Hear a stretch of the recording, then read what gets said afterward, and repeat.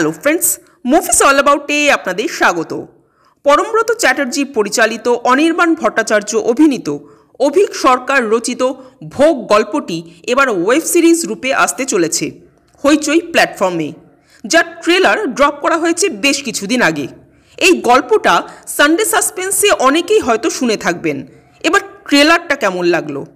এই ট্রেলারের সবথেকে বড় যে দুটো পজিটিভ পয়েন্ট তা হলো অনির্বাণ ভট্টাচার্যর অভিনয় ও পুরো ট্রেলারের অ্যাটমসফিয়ার।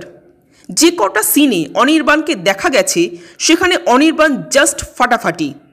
অনির্বাণের প্রত্যেকটা এক্সপ্রেশন মারাত্মক হয়েছে।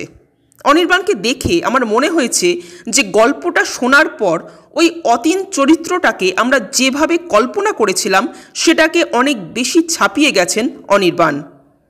টিজারে একটা সিন আছে যেখানে অনির্বাণ রজতাভকে বলবে, দেখুন মা আমায় ভালোবাসে কিনা।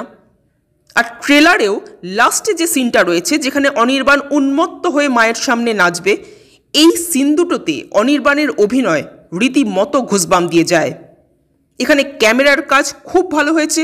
লাইট সাউন্ডের মাধ্যমে যেভাবে অ্যাটমসফিয়ারটাকে ক্রিয়েট করা হয়েছে সেটা দেখতে দারুণ লাগছে। একটা গল্প যখন সিনেমা বা সিরিয়াল হিসেবে পর্দায় উঠে আসে তখন তার কিছুটা পরিবর্তন করা হয় বা বলা ভালো করতে হয়। এখানেও কিছু পরিবর্তন লক্ষ্য করলাম। দেখুন, তুলনা আসবেই, কিছু করার নেই। এবার সিরিজটা রিলিজ হলে তবেই বোঝা যাবে যে তুলনাটা যুক্তিযুক্ত কিনা।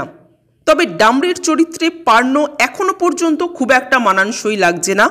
এমনকি প্রথম দিকে তার যে লুকটা সামনে এসেছিল সেটাও কিন্তু যথেষ্টই সমালোচিত হয়েছিল।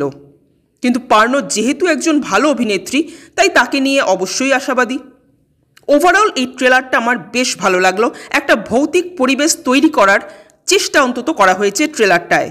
আপনাদের কেমন লেগেছে কমেন্ট করে জানাবেন। আর আমাদের ভিডিও ভালো লেগে থাকলে প্লিজ লাইক, শেয়ার, সাবস্ক্রাইব করতে ভুলবেন না। Thank you.